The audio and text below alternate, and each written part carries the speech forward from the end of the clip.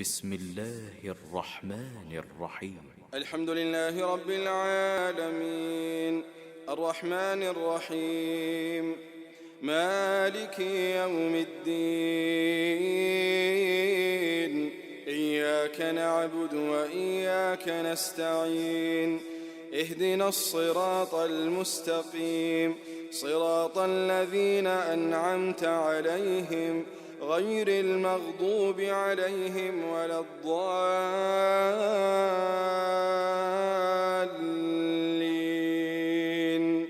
آمين.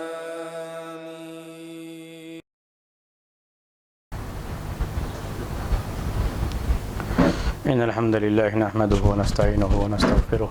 ونعوذ بالله من شرور أنفسنا ومن سيئات أعمالنا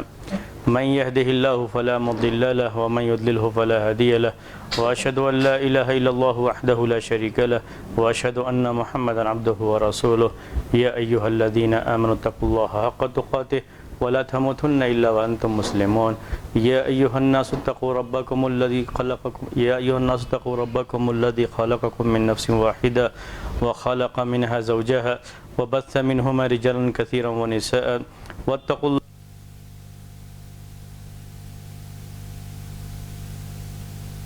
الذين آمنوا اتقوا الله وقولوا قولا سديدا يصلح لكم أعمالكم ويغفر لكم ذنوبكم ومن يطع الله ورسوله فقد فاز فوزا عظيما أما بعد فإن خير الحديث كتاب الله وخير الهدي هدي محمد صلى الله عليه وسلم وشر الأمور محدثاتها وكل محدثة بدعة وكل بدعة ضلالة وكل ضلالة في النار. محترم بھائیو،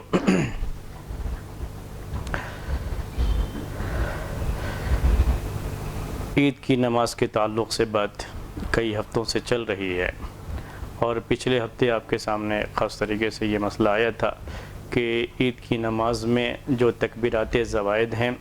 ان کی تعداد کے تعلق سے بھی، اور اس میں رفع یدین کے تعلق سے بھی کہ ہاتھ اٹھائیں گے یا ہاتھ نہیں اٹھائیں گے. اور جو خلاصے کے طور پر بات میں نے پیش کی تھی اسے دہرا دیتا ہوں کہ بہتر یہی ہے کہ اس سلسلے میں کوئی کسی کو نکیر نہ کرے. اگر کوئی شخص اپنے ہاتھ اٹھا لیتا ہے جسے ہم رفع یدین کرنا کہتے ہیں تو کوئی حرج نہیں ہے، کیونکہ جیسے کہ بعض صحابہ کے تعلق سے بعض اہل علم نے لکھا ہے تو اس کو مانتے ہوئے یہ کام یعنی یہ رفع یدین کرنا اس میں کوئی حرج نہیں ہوگا. اور اگر کوئی شخص نہیں اٹھانا چاہتا ہے کہ چونکہ اللہ کے رسول صلی اللہ علیہ وسلم سے اس سلسلے میں کوئی بات نہیں آئی ہوئی ہے، اور کبھی جو غلطی سے یہ بیان کر دیا جاتا ہے کہ آپ سے کچھ ثابت نہیں ہے، دونوں میں فرق ہوتا ہے. کبھی جب یہ کہا جاتا ہے کہ آپ سے کچھ ثابت نہیں ہے تو اس میں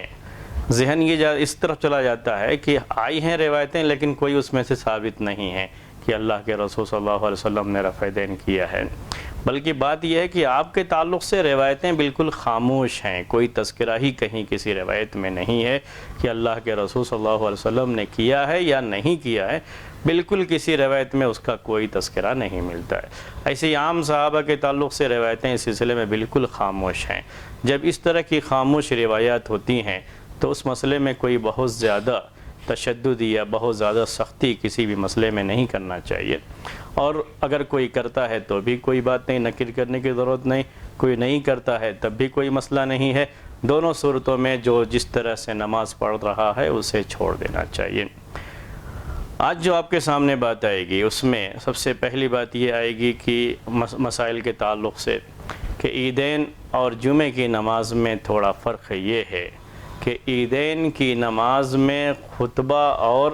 نماز کی ترتیب مختلف ہے جمعے کے لحاظ سے. تو جمعے میں ہم جاتے ہیں تو جمعے میں پہلے خطبہ ہوتا ہے اور بعد میں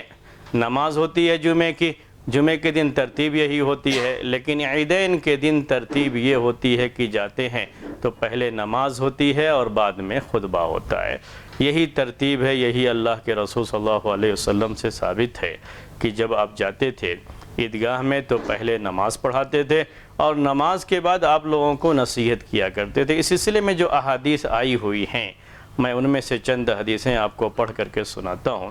ایک حدیث ہے عبداللہ ابن عمر رضی اللہ تعالی عنہما سے مروی ہے کہ کان رسول اللہ صلی اللہ علیہ وسلم و ابو بکر و عمر یصلون العید قبل الخطبتی، کہ اللہ کے رسول صلی اللہ علیہ وسلم، ابو بکر اور عمر یہ عید کی نماز خطبے سے پہلے پڑھا کرتے تھے۔ عبداللہ ابن عمر رضی اللہ تعالی عنہما ہوں یا بعض دیگر صحابہ، وہ خاص طریقے سے اسے تاکید کے ساتھ اس لیے بیان کیا کرتے تھے کہ ان کے دور میں ہی یہ سلسلہ شروع ہو گیا تھا کہ لوگ یا بعض لوگ عید کی نماز بعد میں پڑھتے تھے، خطبہ پہلے دے دیا کرتے تھے، اور یہ طریقہ بالکل جمعے کی نماز کی طرف سے ہو گیا تھا۔ ایک بدعت مدینے میں بھی اس کی شروعات ہو گئی تھی، اس کے لحاظ سے یہ باتیں بڑی تاکید سے یہ لوگ پیش کرتے تھے کہ اللہ کے رسول صلی اللہ علیہ وسلم اور ابو بکر، عمر رضی اللہ تعالی عنہما، یہ سب لوگ عید کی نماز پہلے پڑھتے تھے، خطبہ بعد میں ہوتا تھا عید کی نماز کے بعد۔ ایک دوسری حدیث عبداللہ ابن عباس رضی اللہ تعالی عنہما سے مروی ہے، ان کی روایت کے الفاظ یہ ہیں کہ فَكُلُّهُمْ كَانُوا يُصَلُّونَ قَبْلَ الْخُطْبَةِ، کہ یہ سب کی سب لوگ خطبے سے پہلے ہی نماز پڑھ لیا کرتے تھے۔ یعنی صحابہ کا، بعض صحابہ کا جو خلفاء ہیں ان کا تذکرہ، اللہ کے رسول صلی اللہ علیہ وسلم کا تذکرہ، ان کے بارے میں بات یہ کہ یہ لوگ جمعے کی نماز سے خطبے سے پہلے ہی جمعے کی نماز پڑھ لیا کرتے تھے۔ ایک دوسری حدیث جابر رضی اللہ تعالی عنہ سے مروی ہے کہ خرج رسول اللہ صلی اللہ علیہ وسلم یوم الفطر فصلی قبل الخطبۃ،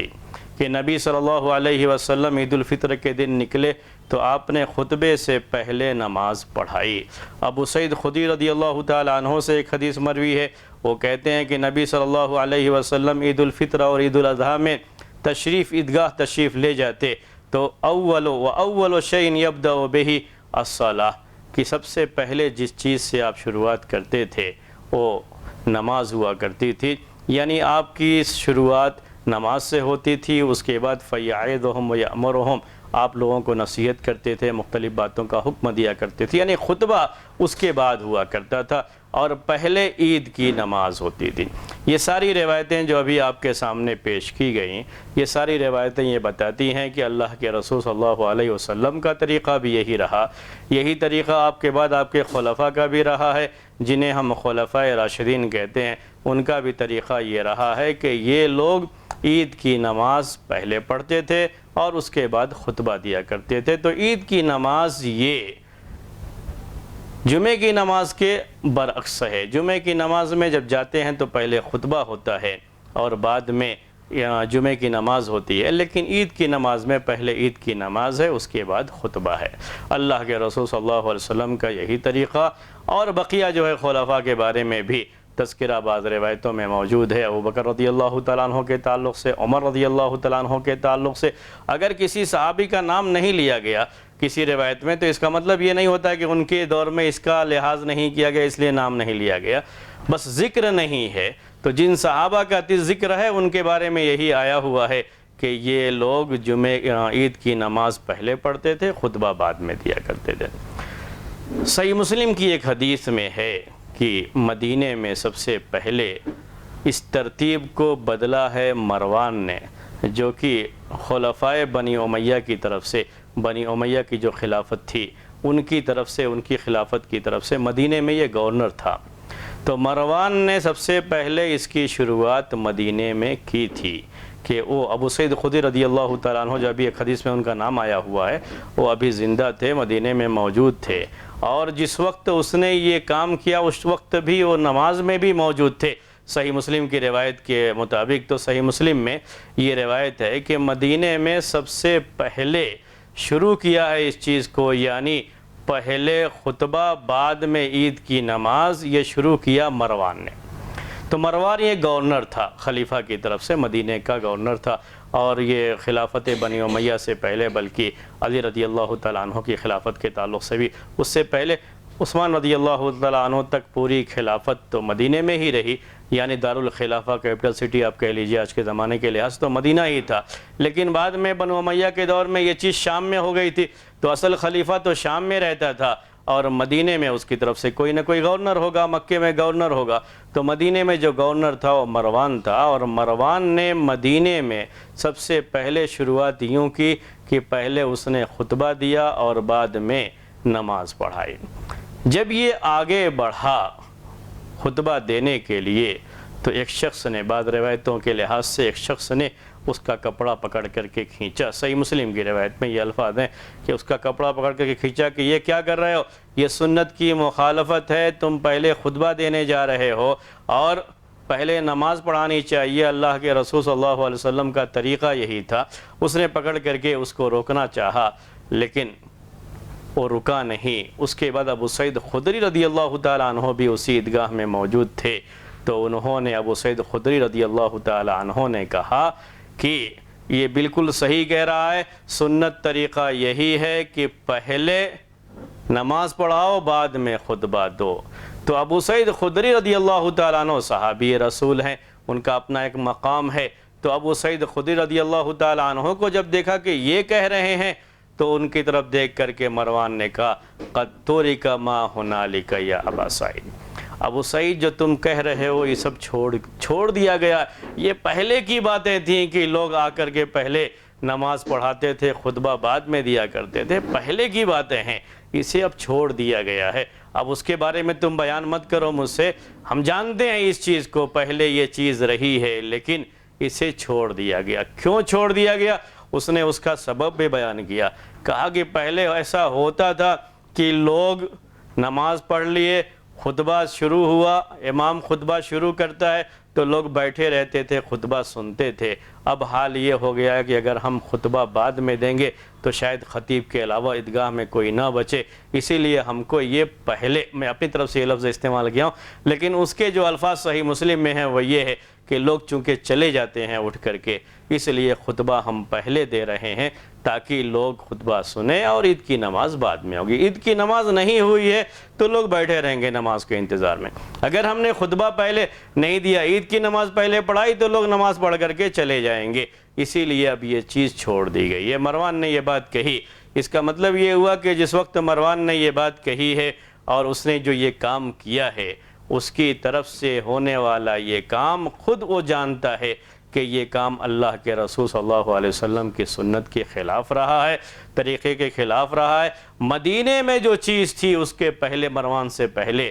اس مدینے کے طریقے اور مدینے والوں کے عمل کے بالکل خلاف یہ چیز تھی، لیکن پھر بھی بڑی جرأت کے ساتھ، چونکہ خلافت کا ساتھ ہے یا کہہ لیجئے کہ وقت کے خلیفہ کے گورنر ہیں، اس لحاظ سے اپنے اس پوزیشن کا فائدہ اٹھاتے ہوئے، یہ جانتے بھی ہوئے بھی کہ یہ غلط ہے، سنت کے خلاف ہے، اس نے وہ کام کیا ہے۔ تو یہ صحیح مسلم میں باقاعدہ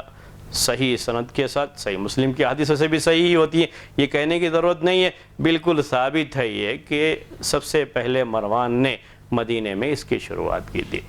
لیکن بعض روایتوں میں تذکرہ یہ بھی ہے کہ سب سے پہلے یہ شروعات امیر معاویہ رضی اللہ تعالی عنہ نے کی ہے، یعنی یہ تبدیلی والا معاملہ کہ پہلے خطبہ دیا جائے بعد میں نماز پڑھائی جائے، جیسے جمعے کے دن ہوتا ویسے عیدین میں کیا جائے، یہ تبدیلی سب سے پہلے امیر معاویہ رضی اللہ تعالی عنہ نے کی ہے۔ بعض روایت مصنف عبدالرزاق میں امیر معاویہ رضی اللہ تعالی عنہ کے تعلق سے یہ بات بیان کی گئی ہے۔ بعض روایتوں میں بعض دیگر خلفاء کا تذکرہ بھی موجود ہے، جیسے عثمان رضی اللہ تعالی عنہ کے بارے میں بھی بعض روایتوں میں اس طرح کا ہے، لیکن وہ روایتیں اس درجے کی نہیں ہیں جس درجے کی صحیح مسلم کی حدیث ہے، جس میں یہ بیان آیا ہے کہ سب سے پہلے اس کی شروعات مروان نے کی ہے۔ تو ہم اسی کو بہتر سمجھتے ہیں کہ صحیح مسلم کی اس حدیث کو سامنے رکھ کر کے یہی کہا جائے کہ جس راوی نے اسے بیان کیا ہے اس نے پورے یقین کے ساتھ بیان کیا ہے کہ سب سے پہلے اس کی شروعات مروان نے کی ہے، ہم وہی کہیں۔ بہتر ہے کہ ہم اس سلسلے میں کسی صحابی، چاہے امیر معاویہ رضی اللہ تعالیٰ عنہ ہی کیوں نہ ہو، ان کو جو ہے سامنے نہ لائیں اور یہی کہا جائے کہ سب سے پہلے اس کی شروعات مروان سے کی گئی ہے۔ ورنہ امیر معاویہ رضی اللہ تعالیٰ عنہ کے بارے میں بات ہے، بعض لوگوں نے یہ بات اس سلسلے میں کہی ہے، بعض حدیث کی کتابوں میں یہ شرح، حدیث کی شرح جو کی گئی ہے اس میں بعض کتابوں میں شرح میں یہ بات لکھی گئی ہے کہ ہو سکتا ہے، یعنی دونوں روایتوں کو سامنے رکھ کر کے یہ بات کہی جا سکتی ہے کہ امیر معاویہ رضی اللہ تعالیٰ عنہ نے اس کی شروعات شام میں کی ہوگی اپنے علاقے میں۔ میں نے کہا کہ چونکہ خلافت بنی امیہ میں دارالخلافہ یا پائے تخت کہیے یا کیپٹل سٹی کہہ لیجئے، جو بھی آپ کہیے، وہ شام کا علاقہ ہی رہا ہے، وہیں پہ خلیفہ رہتا تھا۔ تو امیر معاویہ رضی اللہ تعالی عنہ نے اس کی شروعات شام میں کی ہو، اور چونکہ مروان یہ گورنر تھا ان کی طرف سے، یعنی بنو امیہ کے خلیفہ کی طرف سے، وہ یہ گورنر چونکہ رہا ہے، اس خلافت کی طرف سے گورنر رہا ہے، تو اس نے اسی حکم پر مدینے میں اس کی شروعات کی ہو، ایسا ہو سکتا ہے۔ اس لیے دونوں روایتوں کو سامنے رکھا جا سکتا ہے۔ یا اگر بات عثمان رضی اللہ تعالیٰ عنہ کے بارے میں آئے تو یہ کہا جا سکتا ہے کہ ہو سکتا ہے کہ انہوں نے کبھی اس طرح کے حالات میں کہ لوگ نہیں ہیں یا لوگ جو ہے نہیں آ رہے ہیں، تو کبھی ایسا انہوں نے کیا ہو، عام اس زمانے میں معمول نہ رہا ہو۔ جہاں تک عثمان رضی اللہ تعالیٰ عنہ کے تعلق سے بات ہے تو ہم یقین کے ساتھ کہہ سکتے ہیں کہ یہ چیز ان کی طرف نسبت کر کے بیان کرنا بالکل صحیح نہیں ہے، کیونکہ عثمان رضی اللہ تعالیٰ عنہ کے بارے میں آپ لوگ یہ بات جانتے ہیں کہ جب ان کے خلاف پوری ایک جماعت، جو بلوائیوں کی جماعت تھی، جو سبائی جو ہے پارٹی کہلاتی تھی، عبداللہ بن سبا یہودی، جو بظاہر مسلمان ہو کر کے اسلام میں داخل ہو کر کے اس نے ایک جتھا ان کے خلاف تیار کر لیا تھا، ایک جماعت پوری تیار کر لی تھی، آج کے زمانے کے لحاظ سے کہنا ہو تو ان کے خلاف پوری ایک پارٹی بنا لی تھی، اور ان کے خلاف جب اس نے مورچہ بنایا تو اس میں ایک چارج شیٹ، آج کے زمانے میں کے لحاظ سے کہا جائے تو ایک چارج شیٹ پیش کیا ان کے تعلق سے، ان کے خلاف کی آپ کے اندر یہ چیزیں پائی جا رہی ہیں۔ جو چیزیں ان کے خلاف اس نے پیش کی تھیں اس میں اس کا تذکرہ نہیں ہے۔ اگر یہ چیز واقعی معنی میں رہتی عثمان رضی اللہ تعالیٰ عنہ کے تعلق سے تو میں سمجھتا ہوں کہ جو اس نے غلط چیزیں پیش کی تھیں اس میں، اس کو پیش کرنے کے بجائے اس کو ضرور پیش کرتا۔ اکثر چیزیں جو اس نے پیش کی تھیں وہ چیزیں ایسی تھیں کہ وہ عثمان رضی اللہ تعالی عنہ کے فضائل سے تعلق رکھتی ہیں، یعنی ان کے فضیلت سے تعلق رکھتی ہیں، لیکن اس کو ان کے خلاف بنا کر کے اس نے پیش کیا تھا۔ جیسے عثمان رضی اللہ تعالی عنہ بیعت رضوان میں حاضر نہیں تھے، ان کا بیعت رضوان میں حاضر نہ ہونا، بیعت نہ کرنا، یہ ان کی فضیلت ہے یا ان کی ان کی فضیلت ہے؟ یہ نہیں وہ جو پیش کیا، لیکن ان کا وہاں پہ حاضر نہ، حقیقت ہے کہ یہ نہیں تھے اس میں، تو ان کا حاضر نہ ہونا یہ حقیقت میں ان کی فضیلت ہے، دوسروں کے مقابلے میں ان کا مقام اور اونچا ہے اس میں، اس لیے کہ انہی کی وجہ سے تو وہ بیعت لی گئی تھی کہ اللہ کے رسول صلی اللہ علیہ وسلم نے ان کو بھیجا تھا، اور جب ان کو بھیجا تھا تو ان کے بارے میں یہ مشہور ہو گیا کہ ان کو قتل کر دیا گیا ہے، تو انہی کا خون کا بدلہ لینے کے لیے تو آپ نے صحابہ سے بیعت لی تھی، اور اس میں یہ بھی ہے کہ آپ نے اپنا ہاتھ اپنے ہاتھ پہ مار کے کہا کہ یہ عثمان کی طرف سے بیعت ہے۔ تو واقعہ تو خود ان کی فضیلت پر دلالت کرتا ہے، جس واقعے کو انہوں نے ان کے خلاف پیش کیا تھا۔ غزوہ بدر میں شریک نہیں ہوئے تھے، وہ پیش کرتے ہیں غزوہ بدر میں شریک نہیں ہوئے تھے، ٹھیک ہے شریک نہیں ہوئے تھے، لیکن کیوں شریک نہیں ہوئے تھے؟ ان کی فضیلت کی بات ہے کہ خود اللہ کے رسول صلی اللہ علیہ وسلم نے ہی ان کو روک رکھا تھا، بعد میں ان کے لیے باقاعدہ حصہ بھی لگایا گیا، ان کے بارے میں کہا کہ وہ شریک تھے گویا کہ اس میں، کیونکہ آپ کے حکم سے ہی وہ رکے تھے، اپنے کسی کام سے نہیں۔ اللہ کے رسول صلی اللہ علیہ وسلم کی بیٹی بیمار تھی، ان کی جو بیوی تھی وہ بیمار تھی، تو آپ نے خود ان کو وہاں پہ روک دیا تھا۔ تو یہ کچھ باتیں انہوں نے ایسی پیش کی ہیں جو حقیقت میں عثمان رضی اللہ تعالی عنہ کے فضائل پر دلالت کرتی ہیں، اگر اس کو صحیح طریقے سے پیش کیا جائے، صحیح طریقے سے اس کو بیان کیا جائے تو وہ چیزیں انہوں نے پیش کر کے ان کے خلاف چارج شیٹ داخل کرنی چاہیے۔ تو یہ اگر ان کو واقعی معنی میں یہ چیز ہوتی تب تو اس کو سب سے زیادہ اچھالتے، اس کو پیش کرتے کہ اللہ کے رسول صلی اللہ علیہ وسلم کے زمانے کی پائی جانے والی سنت، یعنی پہلے عید کی نماز بعد میں خطبہ، آپ نے اس کو بالکل بدل کر کے رکھ دیا ہے، لیکن ایسا کچھ بھی نہیں ملتا۔ اس لیے میں یہی سمجھتا ہوں کہ عثمان رضی اللہ تعالی عنہ کا تذکرہ اس سلسلے میں غیر مناسب ہے، کرنا بھی نہیں چاہیے ان کا تذکرہ، صرف تنبیہ کے طور پر میں نے اسے پیش کیا۔ امیر معاویہ رضی اللہ تعالی عنہ کے تعلق سے بھی اگرچہ روایتیں آئی ہوئی ہیں، لیکن میں نے آپ سے کہا کہ صحیح مسلم کی روایت کو ترجیح دیتے ہوئے یہ کہنا زیادہ بہتر ہے کہ اس کی شروعات مروان سے ہوئی ہے، اس لیے ہم اسی پر چلیں تو بہتر ہے، اور اس سلسلے میں کسی بھی صحابی کا نام نہ لیں تو زیادہ بہتر ہے۔ اس کے بعد ایک چیز اور بھی ہمیں ذہن میں رکھنی چاہیے اس سلسلے کی، وہ یہ ہے کہ مروان کا یہ مدینے میں عمل، مروان کا یہ عمل جو کہ مدینے میں رہا ہے، ظاہر سی بات ہے کہ خلافت جو کہ شام میں رہی ہے بنو امیہ کی طرف سے، اس خلافت کی طرف سے ہی کسی اشارے پر ہی ان کا یہ کام رہا ہوگا، اور اگر اشارہ نہیں تو کم سے کم خلافت ذمہ دار ضرور مانی جائے گی اس کے تعلق سے، ذمہ دار ضرور، کیونکہ اگر کسی بھی خلافت میں، کسی بھی جو ہے حکومت میں اگر کوئی کام ہوتا ہے، اسی کے زیر اس میں جو ہے جو بھی انتظام میں جو بھی چیزیں ہیں اس کے اندر کوئی بھی کام ہوتا ہے تو اس کی ذمہ داری خلافت پر بھی آتی ہے، کیونکہ اگر یہ غلط ہے اور غلط ایک کام کیا ہے مروان نے تو ذمہ داری بنتی تھی اس زمانے میں جو خلیفہ رہے ان کی ذمہ داری بنتی تھی کہ وہ باقاعدہ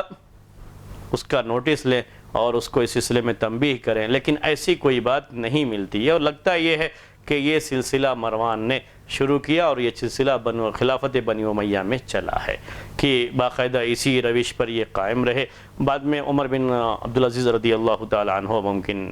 کہ جو ہے وہ جب امیر بنے، خلیفہ بنے، تھوڑا حالات جو ہے بدلے، یہ چیز پائی گئی ہے، تو خلافت بنی امیہ بھی کہیں نہ کہیں اس کے تعلق سے ذمہ دار ٹھہرتی ہے کہ اس کی شروعات مدینے میں مروان نے کی ہے، تو پھر اس کے خلاف کوئی ایکشن یا کوئی بھی چیز جو ہے کارروائی کیوں نہیں کی گئی، یہ اپنی جگہ پر معاملہ آتا ہے۔ تو یہ ثابت ہے کہ سب سے پہلے شروعات کس نے کی؟ مروان نے کی۔ آج کہیں بھی ایسا ہوتا ہے؟ کہیں بھی نہیں ہوتا ہے، سنا نہیں ہے نا کہیں بھی؟ جی، بہت سی ایسی چیزیں ہیں جو اللہ کے رسول صلی اللہ علیہ وسلم کے زمانے میں نہیں تھی، بعد میں لوگوں نے شروعات کی اور اس کے بعد وہ چیز امت میں چلی آ رہی تھی، لیکن اللہ تعالیٰ کا فضل و کرم ہے کہ یہ چیز پائی گئی ہے، اور کب پائی گئی ہے؟ صحابہ موجود تھے تب پائی گئی ہے یہ چیز، اور صحابہ کرام جو موجود تھے انہوں نے انکار بھی کیا اس کا کہ جو ہے یہ غلط ہے، اللہ کے رسول صلی اللہ علیہ وسلم کی سنت کے یہ خلاف ہے، اور وہ چیز الحمدللہ ختم ہو گئی، اور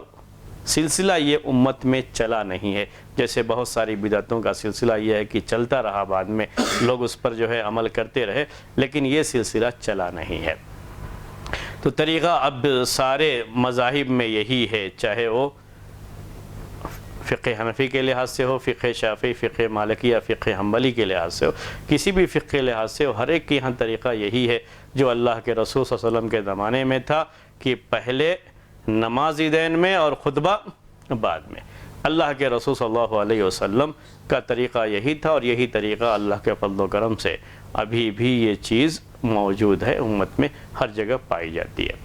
اس کے بعد خطبہ عید کا حکم کیا ہے؟ جی ہاں، اصل میں وہ پھر مدینے میں آ گئے تھے، زیادہ ان کا یہ مدینے میں ہی رہا۔ تو خطبے کا حکم کیا ہے؟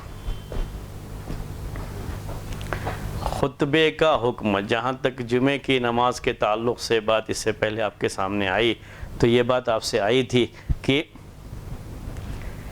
جمعے کی نماز میں خطبہ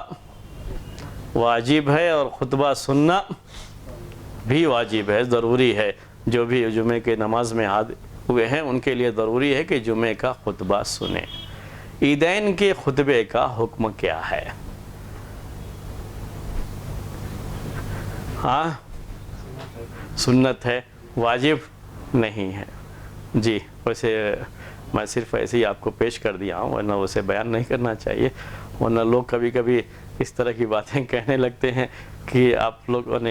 ممبر پر ہوتا تو شاید میں بھی بیان نہیں کرتا تھا اس کو عام لوگوں کے درمیان۔ کبھی کبھی لوگ اس طرح کی بات کہنے لگتے ہیں کہ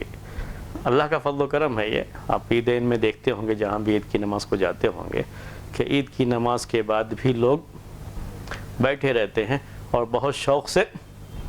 خطبہ سنتے ہیں لوگ۔ اس میں یعنی اچھی بات ہے، یہ کوئی اس کے لیے نہیں کر رہا میں، لوگ خطبہ سنتے ہیں۔ اگر لوگوں کے سامنے یہ بیان کرنا شروع کر دیا جائے کہ عید کی نماز کا خطبہ سننا کوئی ضروری نہیں ہے، ایک سنت ہے، اور بیٹھ کر کے خطبہ جو ہے سنا جائے، اور یہ اچھی بات ہے، لیکن اگر کوئی چلا جائے تو کوئی حرج کی بات نہیں ہے، نماز ختم ہو جاتی ہے اس کے بعد جا سکتے ہیں۔ اگر یہ بیان کر دیا جائے تو جو لوگ جمعے کے خطبے میں حاضر نہیں ہوتے ہیں وہ جو کہ سننا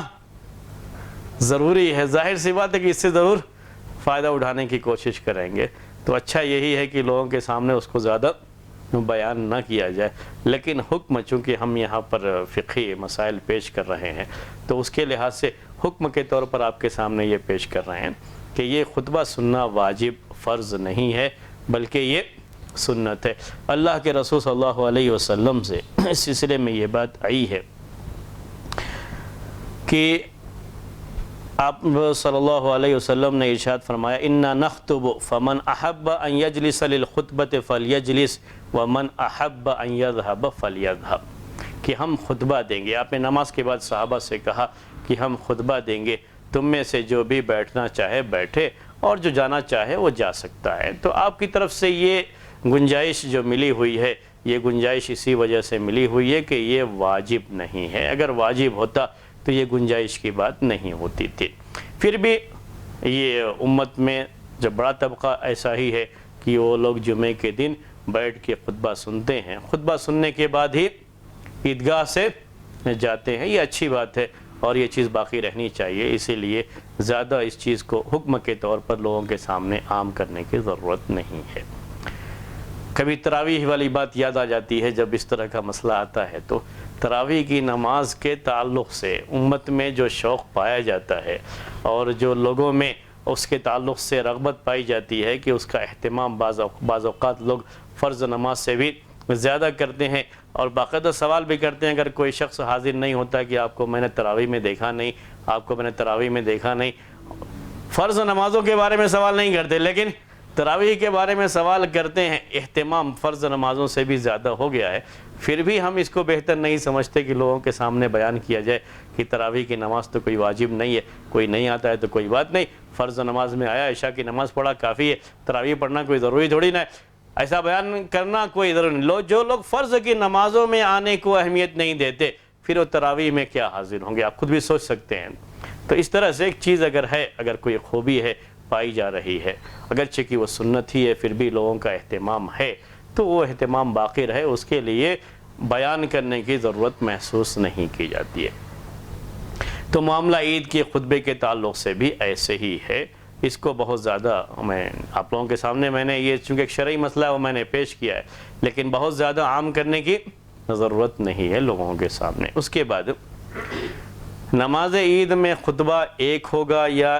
دو ہوگا؟ عید جمعے کے دن جو خطبہ ہوتا ہے اس میں دو خطبہ ہوتا ہے، یعنی دو خطبے کا مطلب یہ ہوتا ہے خطیب بیچ میں بیٹھتا ہے اور اس کے بعد پھر پہلا خطبہ ہوتا ہے، پھر بیٹھتا ہے، اس کے بعد دوسرا خطبہ ہوتا ہے، تو اس کو کہا جاتا ہے دو خطبہ۔ یعنی یہ مطلب نہیں ہوتا اس کا دو خطبے کا کہ پہلے کسی اور زبان میں پھر کسی اور زبان میں، تو اس طرح سے دو خطبہ ہوتا ہے۔ مقصد یہ ہے کہ پہلے خطبہ دیتا ہے پھر بیٹھتا ہے، اس کے بعد پھر کھڑے ہو کر کے خطبہ دیتا ہے، اس طرح سے جمعے میں دو خطبہ ہوتا ہے۔ لیکن عیدین کے خطبے کے تعلق سے اللہ کے رسول صلی اللہ علیہ وسلم سے جو بات آئی ہوئی ہے وہ یہی ہے کہ اللہ کے رسول صلی اللہ علیہ وسلم خطبہ عید کا ایسے ہی دیتے تھے، بیچ میں اس میں بیٹھنے کا معاملہ نہیں ہوتا تھا۔ جہاں تک جو ہے عیدین کے تعلق سے بات ہے وہ یہی ہے۔ اور جہاں تک اس کا معاملہ ہے جمعے کے دن کا معاملہ ہے، جمعے کے خطبے کا معاملہ ہے، تو وہ تو بالکل واضح ہے اس سلسلے میں، اور اس کے بارے میں تو ہم کسی طرح کی کوئی بات جو ہے سوچ ہی نہیں سکتے۔ جو خطبے کے تعلق سے بات آتی ہے عید کے تعلق سے، اس میں یہ ہے ایک حدیث جابر رضی اللہ تعالیٰ عنہ سے آئی ہوئی ہے کہ اللہ کے رسول صلی اللہ علیہ وسلم نے عید کی نماز پڑھائی، ثم قام متوکیا علی بلال فأمر بتقوى الله وحث على الطاعة ووعظ الناس وذكرهم ثم مضى حتى أتى النساء فوعظهن وذكرهن کہ اللہ کے رسول صلی اللہ علیہ وسلم نماز پڑھانے کے بعد کھڑے ہوئے اور بلال رضی اللہ تعالیٰ عنہ کے ہاتھ پر اپنے ہاتھ کو آپ ٹیکے ہوئے تھے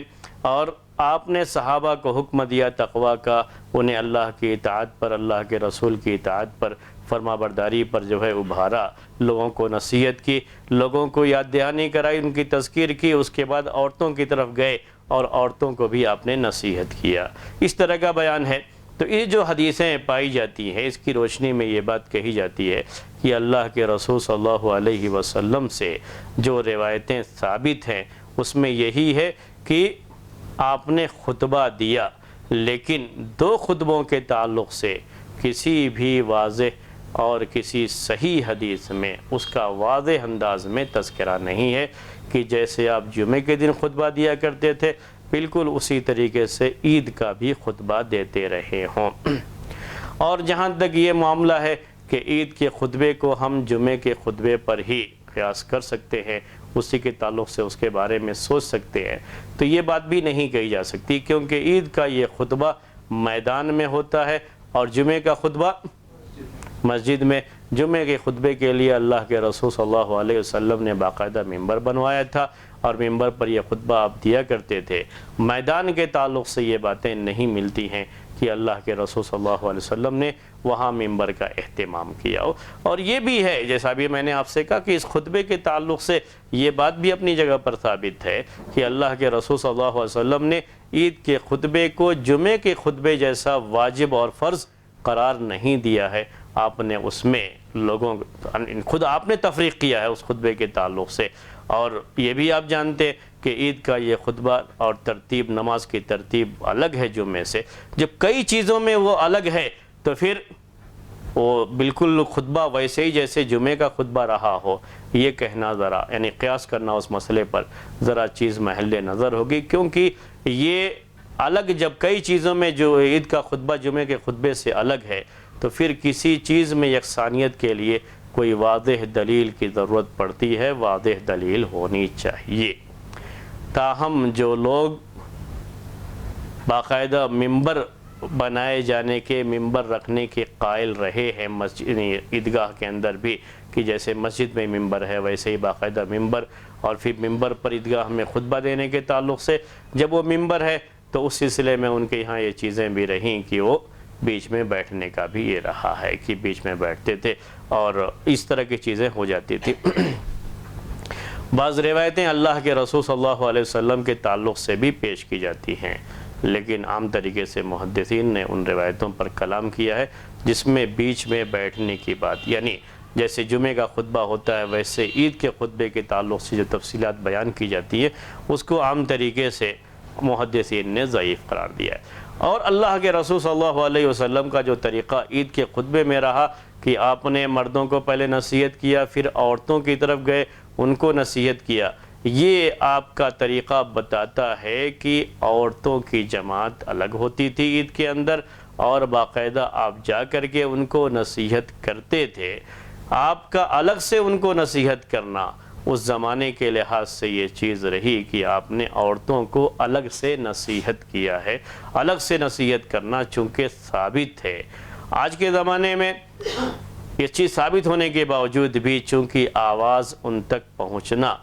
بالکل آسان ہو گیا، ایسے وسائل اور ذرائع ہو گئے کہ جب ہم مردوں کو جو ہے واعظ و نصیحت کریں تو ایسے واعظ و نصیحت جو کامن ہے یعنی مردوں کے لیے بھی عورتوں کے لیے تو ظاہر سی بات ہے کہ وہ بھی سنتی ہے، تو جب وہ سن لیتی ہیں آواز وہاں تک پہنچ جاتی ہے تو اللہ کے رسول صلی اللہ علیہ وسلم کا یہ طریقہ جو بلال والی حدیث میں ابھی میں نے پیش کیا تھا کہ آپ نے بلال کے ہاتھ پر جو ہے ٹیک لگایا تھا، آپ نے نصیحت کیا، پھر آپ جو ہے گئے عورتوں کے مجمع کی طرف، جو یہ تذکرہ موجود ہے اور یہ کئی روایتوں میں یہ تذکرہ ہے کہ آپ نے عورتوں کو نصیحت کیا ہے، آپ ان کی طرف گئے ہیں،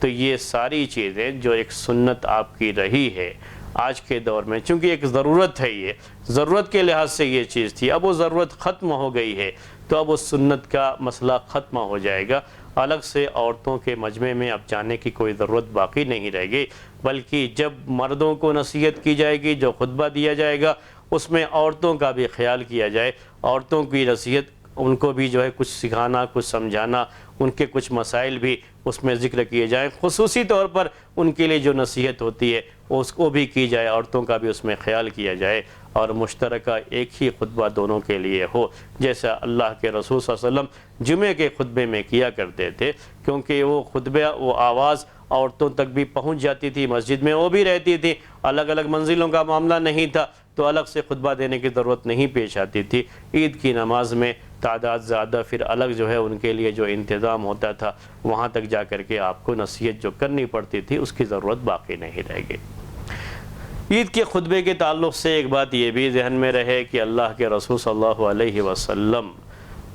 جس طریقے سے عید جمعے کے خطبے آپ دیا کرتے تھے، جس کا مقصد لوگوں کو تذکیر اور واعظ و نصیحت کرنا ہوتا ہے، یہی بات عید کے خطبے میں بھی ہوا کرتی تھی۔ یعنی جو الفاظ ملتے ہیں اس میں الفاظ یہی ملتے ہیں کہ فَوَعَظَهُنَّ فَذَكَّرَهُنَّ، یہ عورتوں کے تعلق سے، ایسے ہی مردوں کے تعلق سے بھی اسی طرح کے الفاظ ملتے ہیں کہ آپ نے نصیحت کی، لوگوں کو یاد دلایا۔ یہ جمعے کے خطبے یا اسی طریقے سے اللہ کے رسول صلی اللہ علیہ وسلم کے جو عید کے خطبے، خاص طریقے سے عید کے خطبے کے بارے میں تو بالکل یہ بات آتی ہے کہ عید کے یہ خطبے مسائل کے تعلق سے نہیں ہوتے تھے، یعنی ایسا نہیں ہوتا تھا کہ باقاعدہ اس میں جو مسائل، جو وحی نازل ہو رہی ہے، جو مسائل آ رہے ہیں وہ مسائل بیان کیے جاتے رہے ہوں، کوئی علمی بہت زیادہ اس کا بیان رہا ہو، ایسی کوئی چیز نہیں ہوتی تھی۔ صرف نصیحت کی بات ہوتی تھی، تذکیر کی بات ہوتی تھی، جو باتیں ان کو معلوم ہیں یاد دلائی جاتی تھی۔ اجتماع، بڑا ایسا اجتماع ہوتا تھا، اس اجتماع کا فائدہ کہ لوگوں کو دین کے تعلق سے زیادہ لوگوں کو بیدار کیا جائے، ان کے اندر اطاعت کا جذبہ اور اللہ تعالیٰ اور اللہ کے رسول صلی اللہ علیہ وسلم کی اطاعت، ان کی فرما برداری کا جذبہ اور زیادہ لوگوں کے اندر ہو، اسی چیز کو ابھارنے کی کوشش کی جاتی تھی۔ یہ بات تھی جو ہے خطبے کے تعلق سے۔ اس کے بعد اللہ کے رسول صلی اللہ علیہ وسلم کا طریقہ یہی رہا کہ آپ عید کی نماز آبادی سے باہر نکل کے پڑھتے تھے، مصلی میں جاتے اور جا کر کے وہاں عید کی نماز پڑھتے تھے، اسی کو مصلی کہتے ہیں۔ یعنی مصلی کا اصل مطلب تو یہی ہوتا ہے کہ نماز پڑھنے کی جگہ، ہم اس کو عیدگاہ کہہ لیتے ہیں، یعنی مسجد سے نکل کر کے، مسجد میں تو آپ نہیں پڑھ، گھر سے جو ہے نکل کر کے آپ جاتے تھے اور میدان میں جا کر کے عید کی نماز پڑھتے تھے۔ یہی اللہ کے رسول صلی اللہ علیہ وسلم کا طریقہ رہا۔ اور اس زمانے میں آپ جانتے ہیں کہ ان کی یہاں بارشیں وغیرہ بھی کم ہوتی تھیں، ابھی بھی عربوں کے یہاں جانتے ہیں کہ بارش کوئی باقاعدہ موسم کے تحت بارش برابر ہوتی رہے 4 مہینے 3 مہینے، ایسا کچھ ان کے یہاں ہوتا نہیں ہے۔ مدینے کی جو بات ہے، مدینے کا جو ماحول ہے، آج بھی جو ہے وہاں اس طرح سے بارش تو نہیں ہوتی ہے، بہت کم ہوتی ہے، تو ان کو یہ پریشانی نہیں ہوتی تھی۔ ہمارے یہاں ہندوستان میں یا وہ علاقے جہاں بارشیں بہت ہوتی ہیں، اگر بارش وغیرہ ہو رہی ہے تو ظاہر سی بات ہے میدان میں نماز پڑھنے کا کوئی تصور نہیں ہو سکتا۔ ایک مجبوری ہو گئی، ایک عذر ہو گیا، اس عذر کی وجہ سے ایسی جگہ جہاں چھت ہے وہاں پہ آدمی جا کر کے نماز پڑھے گا ہی، جو ایک تقاضا ہے اس کا، یعنی نماز کا اور اس کے خشوع و خضوع کا ایک حصہ ہے کہ مسجد میں نماز پڑھے گا۔ لیکن اگر ایسی کوئی مجبوری نہیں ہے تو اللہ کے رسول صلی اللہ علیہ وسلم کا جو طریقہ تھا عید کی نماز میں وہ یہی کہ آپ میدان میں نکلتے تھے، تو ہمیں بھی میدان میں نکل کر کے، میدان میں جا کر کے عید کی نماز پڑھنی چاہیے۔ آپ مدینے میں تھے، مدینے میں آپ کے پاس مسجد نبوی تھی جس میں نماز پڑھنے کا ثواب 1000 نماز دوسری مسجدوں کے مقابلے میں، مسجد حرام کو چھوڑ کر کے ایک نماز کا ثواب 1000 نماز کے برابر۔ لیکن اس مسجد میں آپ نے نماز نہیں پڑھی عید کی، بلکہ آپ نے کہاں پڑھی ہے؟ میدان میں پڑھی ہے، جو اس تاکید کے لیے کافی ہے کہ مسجد میں نہ پڑھ کر کے عیدگاہ کا اہتمام کر کے عیدگاہ میں ہی عید کی نماز پڑھنی چاہیے۔ مجبوری ہو بات دوسری ہے، چھت کی ضرورت ہے تو مسجد سے بہتر کوئی جگہ اس کے لیے مناسب نہیں ہوگی، یہ مجبوری کی بات ہے۔ مجبوری نہیں ہے تو میدان میں جا کر کے پڑھنا چاہیے۔ تعجب اس بات پر بہرحال آج ہوتا ہے کہ حرمین میں عید کی نماز ہوتی ہے برابر، اور دونوں میں ہوتی ہے، مسجد نبوی میں بھی اور مسجد، اور دور دور سے لوگ آتے ہیں اور کافی بھیڑ ہوتی ہے۔ ہم بھی وہاں رہ کر کے دیکھے ہوئے ہیں کہ فجر کی نماز سے پہلے عید کی نماز کے لیے پہنچنا پڑتا ہے، جو خود بھی ایک ذرا عجیب سی بات معلوم ہوتی ہے۔ اللہ کے رسول صلی اللہ علیہ وسلم کے زمانے میں جو طریقہ تھا اس طریقے کی چیز خلاف کہ فجر کی نماز کو جاتے ہیں، عید کی نماز کو نہیں، بلکہ فجر کی نماز کو جائیں گے، وہ بھی فجر کے وقت سے بہت پہلے، تو عید کی نماز پڑھ کر کے وہاں سے نکلنا پڑتا ہے۔ یہ شکل ہوتی، بیچ میں اگر کسی کا وضو ٹوٹ جاتا ہے تو اس کے لیے بھی بہت پریشانی کی بات اس بھیڑ کی وجہ سے جو وہاں پر ہوتی ہے۔ اور میں سمجھتا ہوں انتظامی امور کے لحاظ سے اگر ایسا ہوتا کہ جگہ جگہ عیدگاہ ہوتی اور لوگ عیدگاہ میں عید کی نماز پڑھتے، مسجد نبوی اور مسجد حرام میں اس کا انتظام کرنے کے بجائے باقاعدہ عیدگاہ کا اہتمام ہوتا، تو کون سی مشکل بات ہے؟ دور دور سے لوگ آتے ہیں اپنی اپنی گاڑیوں سے وہاں پڑھنے کے لیے، یہی لوگ اپنی گاڑیوں سے دور دور میدانوں میں جا کر کے، جہاں ان کے یہاں میدان کی کثرت ہے، میدانوں میں جا کر کے آرام سے نماز پڑھ سکتے ہیں، نہ بھیڑ کا معاملہ ہوگا نہ کسی اور چیز کا معاملہ ہوگا۔ اگر یہ معاملہ بھی ہوتا کہ نہیں اہل علم کی بڑی کمی ہے، نماز پڑھانے والوں کی بڑی کمی ہے، خطبہ دینے والوں کی بڑی کمی ہے، اس لیے بڑی تعداد کو جمع کرنے کے لیے ایسا کرنا پڑتا ہے، تو یہ بھی بات نہیں ہے، حالانکہ ہر چیز کی ہے، نماز پڑھانے والوں کی، خطبہ دینے والوں کی بہتات ہے، اور میدان سب پڑے ہوئے ہیں، گاڑیاں لوگوں کے پاس ہیں، سہولتیں لوگوں کے پاس ہیں، کہیں بھی جا کر کے کسی بھی میدان کے اندر عید کی نماز اچھی طرح سے جیسے اللہ کے رسول صلی اللہ علیہ وسلم کی سنت ہے پڑھی جا سکتی ہے، لیکن یہ اہتمام نہیں ہے۔ تعجب مجھے ہمیشہ رہا اس پر، جب میں وہاں تھا مدینے میں تب بھی رہا، ابھی بھی مجھے ہوتا ہے کہ کیوں آخر اس کی وجہ سے کئی چیزیں ہیں جو اس کے سنت کے خلاف جاتی ہیں۔ پہلے عید کی نماز کے لیے کب نکلتے ہیں؟ رات میں نکلتے ہیں، یعنی فجر کے وقت سے بہت پہلے نکل کے جانا پڑتا ہے۔ اگر آپ کو جگہ چاہیے وہاں پہ تو فجر کے وقت سے بہت پہلے نکل کے جانا پڑتا ہے، 3 بجے رات کو نکل کے جانا پڑتا ہے۔ جائیں گے پھر جو ہے وہیں پہ فجر کی نماز کا پہلے انتظار کریں گے، فجر کی نماز کے بعد پھر وہیں بیٹھے رہیں گے اور سورج کے نکلنے کا انتظار کرتے ہیں، سورج نکلنے کے بعد امام صاحب فوراً نماز پڑھاتے ہیں۔ یہی طریقہ ہے جو میں نے مدینے میں رہ کر کے اپنی زندگی میں دیکھا۔ مسجد حرام میں بھی ایسے ہی اور مسجد نبوی میں بھی ایسے ہی۔ لوگ پتہ نہیں کیوں یہ اہتمام کر رہے ہیں کہ وہاں مسجد میں ہو۔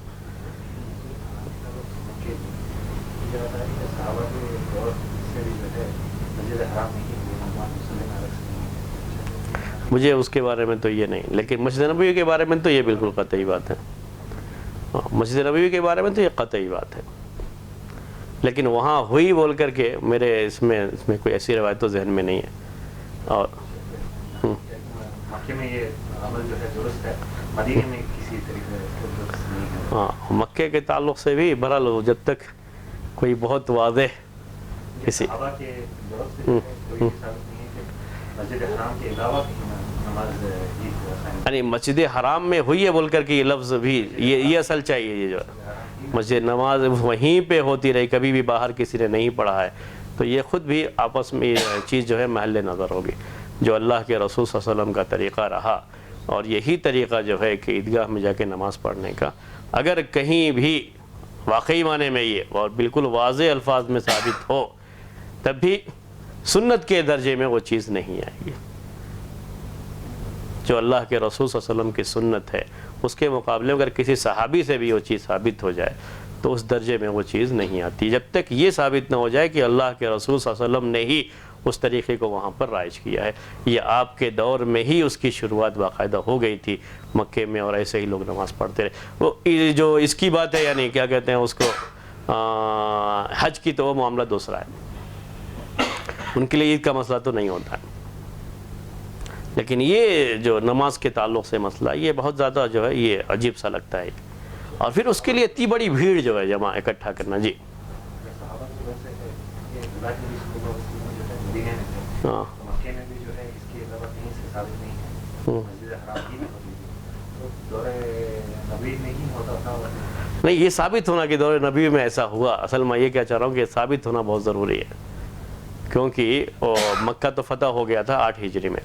تو اس کے بعد جو لوگ بھی مسلمان رہے وہ وہیں مکے میں رہ گئے، تو اللہ کے رسول صلی اللہ علیہ وسلم کے زمانے میں وہاں لوگ موجود تھے، یہ تو اپنی جگہ پر ہے، ثابت ہے یہ بات جو ہے، موجود تھے، صحابہ وہاں پہ موجود تھے، تو وہ واقعی اس زمانے میں لوگوں نے پڑھا ہے، یہ ثابت ہونا بہت ضروری ہے، یعنی ثابت ہونا، یہ نہیں کہ ہاں پڑھتے رہے ہوں گے یا یہ بعد کے دور کا تذکرہ ملتا ہے، اگر اس دور کا نہیں ملتا ہے تو پھر مدینے میں بھی کسی نہ کسی زمانے میں شروع ہوا ہوگا، یہ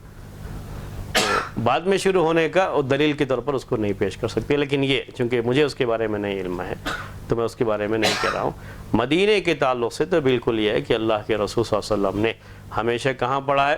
باہر پڑھا ہے، اور پھر بھی اتنی بڑی بھیڑ جس میں لوگوں کو کافی پریشانیاں ہو رہی ہیں، اس کی کوئی خاص ضرورت تو نہیں ہے۔ اگر عیدگاہ کا اہتمام کر کے عیدگاہ میں نماز پڑھنے کا یہ لوگ کی شروعات کر دیں تو یہ بہت سارے مسائل اس میں حل ہو جائیں گے۔ سب سے بڑا مسئلہ اس دوران جو ہم نے دیکھا، جو خود یعنی نماز پڑھنے والوں کو پریشانی ہوتی ہے اس کے اندر، بیٹھ کے انتظار کرنا، رات جاگنا اس کے لیے کہ 3 بجے رات کو جانا ہے، رات جاگنی پڑتی ہے، رات جاگنے کے بعد پھر بیٹھ کے انتظار کرنا، بیٹھ کے انتظار کرنے کے ساتھ اگر وضو ٹوٹ گیا تو بہت بڑی پریشانی کے بعد کہ پوری بھیڑ سے وہ نکل کر کے جانا وضو کرنے کے لیے، وضو کرنے کی جگہ پہ پھر دوبارہ جس کے ساتھ آپ آئے ہیں اس کے تک تو پہنچنا پھر ممکن نہیں ہے۔ یہ ساری چیزیں، ساری پریشانیاں جو ہے دیکھ چکے ہیں۔ تو یہ ساری پریشانیاں ہونے کے باوجود بھی کیوں ہم ایک چیز کو جو ہے لے کر کے بیٹھے ہوئے ہیں جو اللہ کے رسول صلی اللہ علیہ وسلم کی سنت سے بھی ثابت نہیں ہے. آپ کی سنت سے جو بات ثابت ہے وہ یہی ہے کہ آپ میدان میں گئے, مدینے میں رہتے ہوئے آپ مصلی میں گئے اور مصلی میں ہی آپ جا کر کے آپ نے نماز پڑھی ہے.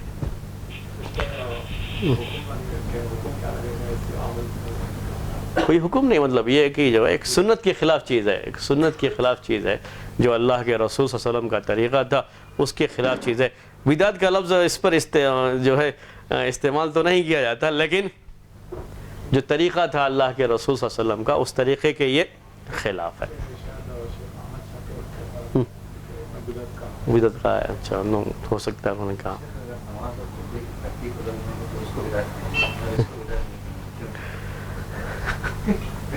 اصل یہ جگہ کی بات ہے صرف, جیسے ایک اللہ کے رسول صلی اللہ علیہ وسلم نے ایک جگہ پہ نماز پڑھی ہے, اس جگہ کے ہوتے ہوئے بھی آپ نے اس جگہ پہ نماز پڑھی ہے,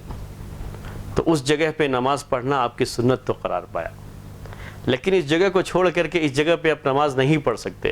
اس کے ممانعت کی دلیل نہیں ہوتی ہے, کیونکہ یہ اباحت ہر جگہ پر کوئی بھی نماز پڑھا جانا یہ اپنی جگہ پر عمومی جو ہے ادلہ سے کہ جہاں بھی نماز کا وقت ہو گیا آپ نماز پڑھیں, تو زمین آپ کے لیے پاک ہے, نماز پڑھنے کی جگہ ہے, تو نماز پڑھی جا سکتی ہے کسی بھی جگہ پہ. تو یہ ایک جو عمومی حکم ہوتا ہے تو عمومی دلیل میں وہ چیز شامل ہو جاتی ہے, اس کے لیے لفظ بدعت کا استعمال تو نہیں کیا جا سکتا, لیکن یہ ضرور کہا جائے گا کہ یہ اللہ کے رسول صلی اللہ علیہ وسلم کی سنت کے خلاف ہے, آپ کا جو طریقہ تھا اس طریقے کے خلاف ہے یہ چیز. نہیں, وہ عبادت کی کیفیت ہے, جو عبادت ہے جو اللہ کے رسول صلی اللہ علیہ وسلم کی, اس عبادت کے اندر جو ہے تبدیلی ہو جاتی ہے کہ جو ہے خطبہ اور ساتھ میں جو ہے یہ نماز یہ ایک عبادت ہے. یہ کیا ہے, صرف جگہ ہے. تو جگہ کے تعلق سے بھی جب یہ چیز ثابت ہو جاتی ہے کہ یہ چیز یہیں پہ ہونی ہے, اس کے علاوہ کہیں نہیں ہو سکتی, اگر اس میں تبدیلی کریں گے تو اس کا حکم بھی پھر یہی ہوتا ہے. لیکن ایسا اصل روایتوں میں نہیں آتا کہ اللہ کے رسول صلی اللہ علیہ وسلم نے نماز تو پڑھی ہے لیکن کبھی ایسا نہیں کہا آپ نے کہ عیدگاہ میں ہی ہونی ہے, عیدگاہ کے علاوہ دوسری جگہ نماز یہ نہیں ہونی ہے. ایسی کوئی جو ہے ہدایت آپ کی طرف سے نہیں آئی ہے, اور آپ کا ایک عمل ہے تو اسی پر عمل کرنا, اسی کو اختیار کرنا یہ سنت کہلاتا ہے. لیکن اس میں مقابل کو بدعت نہیں کہا جاتا. جیسے عبادت ہی کے اندر وہ چیز بھی شامل ہوتی ہے, عبادت کا ہی ایک یہ ہے کہ آپ وضو کرتے ہیں تو آپ نے پانی لے کر کے وضو کیا, اللہ کے رسول صلی اللہ علیہ وسلم کی یہ سنت رہی کہ آپ نے لوٹے میں پانی لے کر کے وضو کیا, تو لوٹا لے کر کے آپ کے لیے جاتے تھے, آپ نے جو ایک سنت ایک طریقہ آپ کا, تو یہ طریقہ اللہ کے رسول صلی اللہ علیہ وسلم کا ہے. وضو بھی ایک عبادت ہے, لیکن آپ نے کبھی یہ نہیں کہا کہ آپ لوٹے کے علاوہ کسی اور چیز میں پانی ہو تو آپ وضو نہیں کر سکتے. صرف یہ کہا کہ پانی آپ کے وضو کرنے کے لیے ہے, تو پانی چاہے نل کے ذریعے سے گرے چاہے لوٹے کے اندر ہو, بہرحال وہ وضو کرنا آپ کا درست ہو جائے گا. لیکن جو اللہ کے رسول صلی اللہ علیہ وسلم کا طریقہ رہا وہ طریقہ آپ کا یہ تھا. پھر بھی یہ مثال نماز کے تعلق سے, اور اس میں دونوں یعنی برابر درجے کی مثالیں میں سے سمجھانے کے لیے اس کو پیش کیا, ورنہ یہ اور وہ برحال دونوں میں فرق ہے, اور آپ جو بات کہہ رہے ہیں اس کے لحاظ سے اس کی اہمیت زیادہ ہے کہ وہاں اللہ کے رسول صلی اللہ علیہ وسلم کی سنت کی پابندی کی جائے اور میدان میں ہی نماز پڑھی جائے. ہم بھی پوری تاکید کے ساتھ یہ بات کہہ رہے ہیں کہ میدان میں ہی نماز پڑھی جائے عیدین کی. اگر مجبوری نہیں ہے, جیسے بارش کا معاملہ ہی مجبوری میں یہ چیز آتی ہے, اگر یہ نہیں ہے تو میدان میں ہی جا کر کے نماز پڑھی جائے. اس کی بڑی حکمتیں ہیں, شاید میں نے شروع میں آپ کے سامنے کچھ چیزیں بیان کی ہوں عید کے تعلق سے کہ اللہ کے رسول صلی اللہ علیہ وسلم جب اس طرح کے مواقع آتے تھے تو آپ میدان میں نکل جایا کرتے تھے. استسقاء کی نماز ہو تو آپ میدان میں, جب میدان میں آدمی جاتا ہے تو کھلے آسمان کے نیچے جب اللہ تعالیٰ سے دعا کرتا ہے, اللہ کی تکبیر بیان کرتا ہے, تو یہ بات دوسری ہوتی ہے اس کے مقابلے میں جب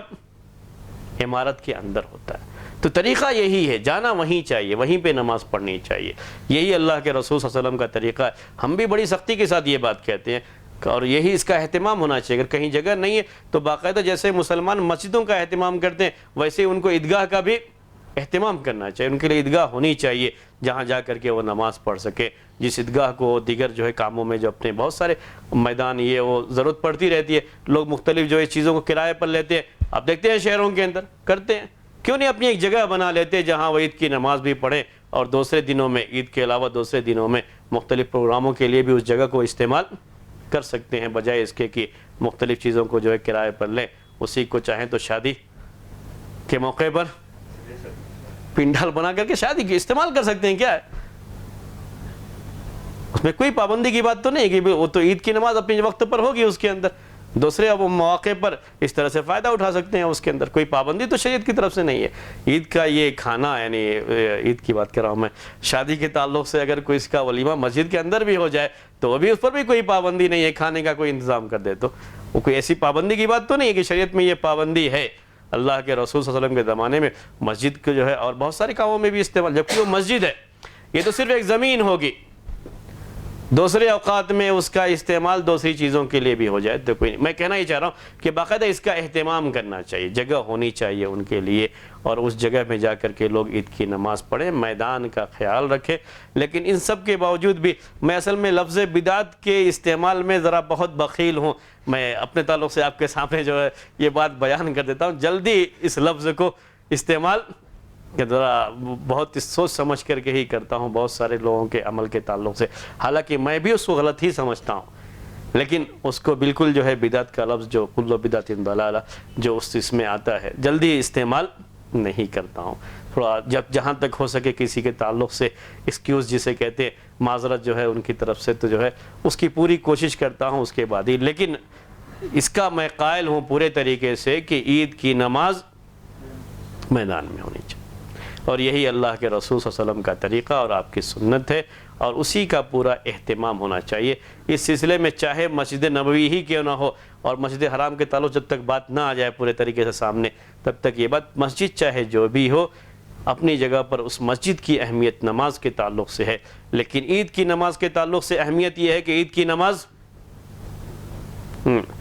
شاید مسجد حرام میں یہ بات ہو سکتی ہے کہ اگر وہ خانہ کعبہ کے پاس نماز پڑھتے ہیں تو کھلا ہوا میدان ہی اس میں مل جاتا ہے، امام کو کم سے کم کھلا ہوا میدان مل جاتا ہے، تو اس کے لیے تھوڑا وہ ایک گنجائش بھی اس کے اندر یہ ہے کہ کھلے آسمان کے نیچے ہی نماز بھی پڑھتے ہیں اور اللہ تعالیٰ سے دعا بھی کرتے ہیں. جتنی کھلی ہوئی جگہ ہے اور کھلی ہوئی جگہ میں جا کر کے اس پوری فضا میں جو اللہ تعالیٰ سے دعا کی جاتی ہے اس کا اپنا ایک اثر ہوتا ہے، اس کا اپنا ایک احساس ہوتا ہے دل کے اندر. جب بندہ دعا کرتا ہے تو کیفیت وہی ہونی چاہیے، اسی کا اہتمام ہونا چاہیے. ٹھیک ہے. اللہ کے رسول صلی اللہ علیہ وسلم کے دور میں مسجد چھوٹی تھی، زیادہ ہو سکتی ہے. جی جی ہاں جس وجہ سے آج مسجد جی بڑے ہیں تو اس میں یہاں بس مسجد میں کوئی بھی ایسی مسجد نہیں ہے ابھی جو جہاں تک میں سمجھتا ہوں کہ جس میں سارے لوگ آ سکتے ہوں، اور اسی لیے مسجد میں رکھنا میدانوں کے مقابلے میں مسجد بڑی ہو اس لیے مسجد میں رکھنا بہتر ہوگا. میں جہاں تک سمجھتا ہوں کوئی مسجد میری نگاہ میں تو ایسی نہیں ہے.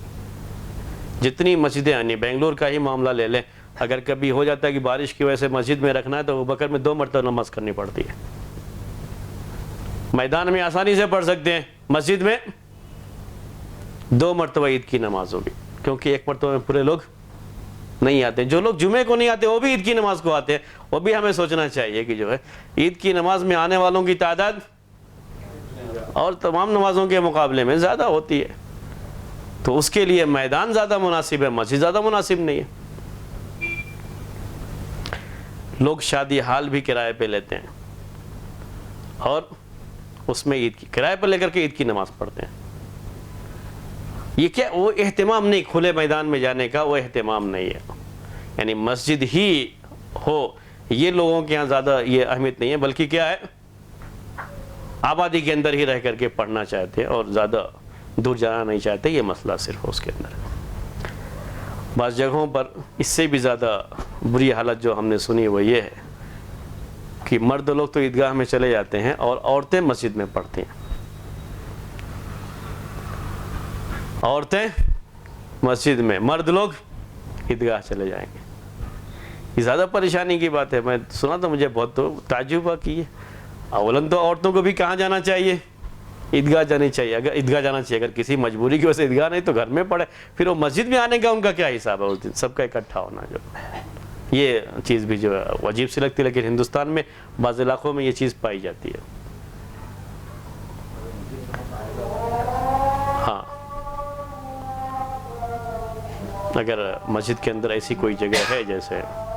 मस्जिद के अंदर ना आकर के वहाँ पे जो है वो रह सकती हो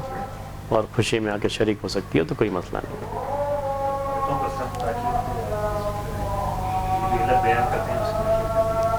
जी,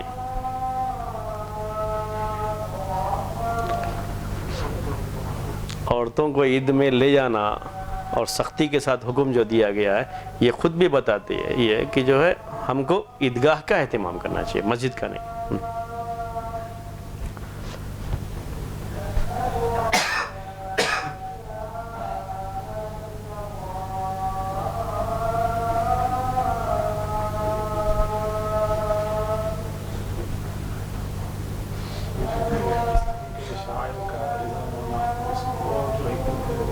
वो भी हो तो नहीं होती है वो चीज़, उसके अलावा और भी कई उसके अंदर वो हिकमतें बयान की गई हैं, वो आना जाना, फिर जो है तकबीर के साथ रास्ता बदलने के ताल्लुक से भी आता है रिवायतों में। तो सब चीज़ें जो अपनी जगह पर हिकमत रखती हैं।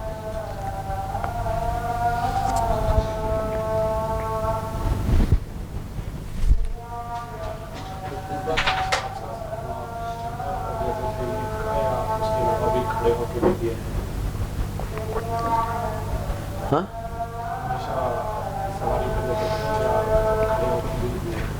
सवारी का भी ज़्यादा तज़किरा नहीं है, एक ही मरतबा का तज़किरा है सवारी के ताल्लुक़ से, इन तज़किरा ज़्यादा नहीं है, मतलब हमेशा कैसे देते थे उसका बयान नहीं आता है। अभी जो हदीस मैंने आपके सामने पेश की है उसमें तो कि सवारी ना होने का ही बिल्कुल वाज़ेह है, क्योंकि बिलाल के हाथ पर जो है अपना हाथ रख करके आपने खुतबा दिया।